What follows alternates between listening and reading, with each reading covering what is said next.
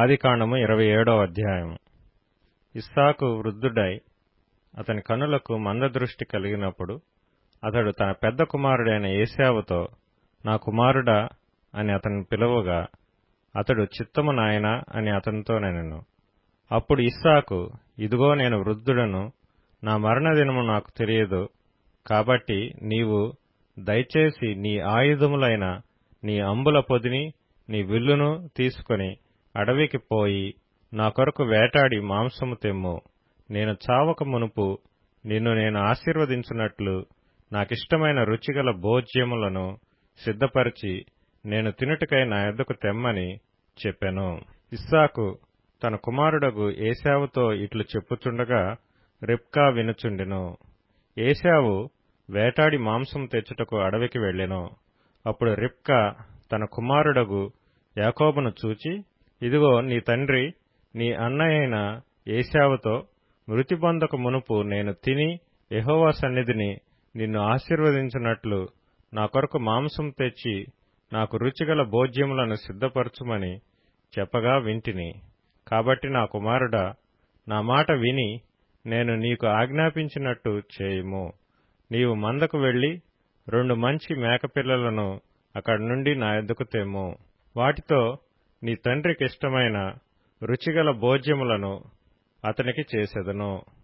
నీ తండ్రి మృతి పొందక ముందు అతడు వాటిని తిని నిన్ను ఆశీర్వదించినట్లు నీవు వాటిని నీ తండ్రి వద్దకు తీసుకొని పోవాలనెను. అందుకు యాకోబు, నా సహోదరుడైన ఏశావు రోమము గలవాడు, నేను నున్నని వాడను గదా. ఒకవేళ నా తండ్రి నన్ను తడవి చూచును, అప్పుడు నేను అతని దృష్టికి వంచకుడనుగా తోచిన ఎడల నా మీదకి శాపమే గాని ఆశీర్వాదం తెచ్చుకొననని చెప్పెను. అయినను అతని తల్లి, నా కుమారుడా, ఆ శాపము నా మీదకి వచ్చునుగాక. నీవు నా మాట మాత్రం విని పోయి వాటిని నా యొద్దకు తీసుకొని రమ్మని చెప్పగా అతడు వెళ్లి వాటిని తన తల్లి యొద్దకు తీసుకొని వచ్చెను. అతని తల్లి అతని తండ్రికిష్టమైన రుచిగల భోజ్యములను సిద్ధపరచెను. మరియు తన జ్యేష్ఠ కుమారుడగు ఏశావునకు సొగసైన వస్త్రములు ఇంట తన యొద్ద నుండెను గనుక రిబ్కా వాటిని తీసి తన చిన్న కుమారుడగు యాకోబునకు తొడిగించి ఆ మేకపిల్లల చర్మములతో అతని చేతులను అతని మెడ మీద నునుపు భాగమును కప్పి తాను సిద్ధపరిచిన రుచిగల భోజ్యములను రొట్టెను తన కుమారుడగు యాకోబు చేతికియ్యగా అతడు తన తండ్రి యొద్దకు వచ్చి, నా తండ్రి అని పిలువగా అతడు, ఏమి నా కుమారుడా, నీవెవరువని అడిగెను. అందుకు యాకోబు, నేను ఏశావు అను నీ జ్యేష్ఠ కుమారుడును. నీవు నాతో చెప్పిన ప్రకారం చేసియున్నాను. నీవు నన్ను దీవించుటకై దయచేసి లేచి కూర్చుండి నేను వేటాడి తెచ్చిన దానిని తినుమనెను. అప్పుడు ఇస్సాకు, నా కుమారుడా, ఇంత శీఘ్రముగా అది నీకెట్లు దొరికినని అడుగగా అతడు, నీ దేవుడైన యెహోవా నా ఎదుటికి దాని రప్పించుట చేతనే అని చెప్పెను. అప్పుడు ఇస్సాకు, నా కుమారుడా, నీవు ఏశావను నా కుమారుడివో కాదో నేను నిన్ను తడివి చూచెదను, దగ్గరకు రమ్మని చెప్పెను. యాకోబు తన తండ్రి అయిన ఇస్సాకు దగ్గరకు వచ్చినప్పుడు అతడు అతన్ని తడివి చూచి, స్వరము యాకోబు స్వరము గాని చేతులు ఏశావు చేతులే అనెను. యాకోబు చేతులు అతని అన్నయైన ఏశావు చేతుల వలె రోమము గలవైనందున ఇస్సాకు అతనిని గుర్తుపట్టలేక అతన్ని దీవించి, ఏశావు అను ఈ నా కుమారుడువు నీవేనా అని అడగగా యాకోబు, నేనే అనెను. అంతటా అతడు, అది నా యొద్దకు తెమ్ము, నేను నిన్ను దీవించినట్లు నా కుమారుడు వేటాడి తెచ్చినది తిందునెను. అతడు తెచ్చినప్పుడు అతడు తినెను. ద్రాక్షారసం తేగ అతడు త్రాగెను. తరువాత అతని తండ్రి అయిన ఇస్సాకు, నా కుమారుడా, దగ్గరకు వచ్చి నన్ను ముద్దు పెట్టుకోమని అతనితో చెప్పెను. అతడు దగ్గరకు వచ్చి అతని ముద్దు పెట్టుకొనెను.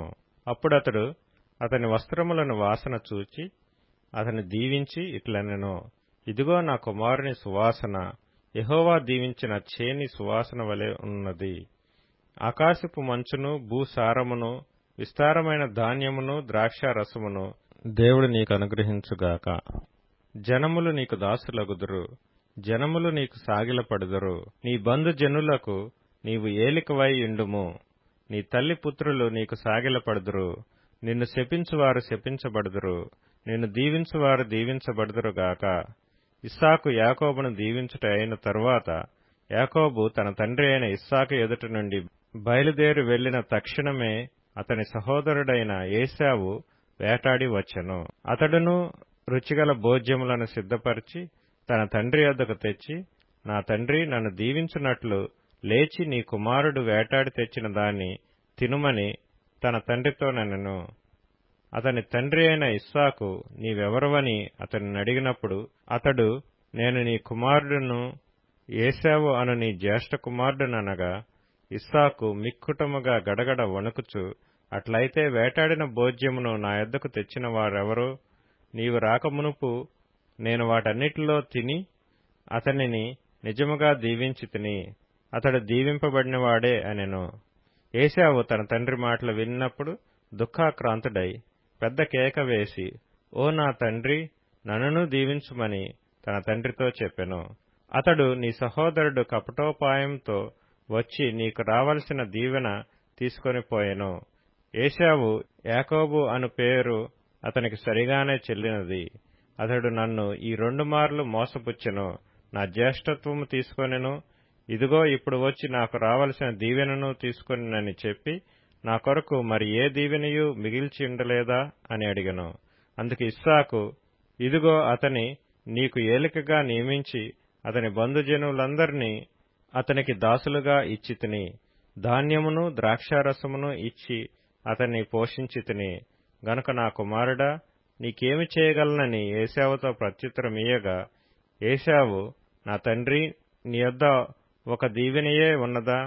నా తండ్రి, నన్ను కూడా దీవించుమని తన తండ్రితో చెప్పి, ఏశావు ఎలుగెత్తి ఏడ్వగా, అతని తండ్రి అయిన ఇస్సాకు, నీ నివాసము భూసారము లేకయు పైనుండి పడు ఆకాశపు మంచు లేకయు నుండును. నీవు కత్తిచేత బ్రతుకుదువు, నీ సహోదరునికి దాసుడు వగుదువు. నీవు తిరుగులాడుచుండగా నీ మెడ మీద నుండి అతని కాడి విరిచివేయుదువు అని అతనికి ఉత్తరమిచ్చెను.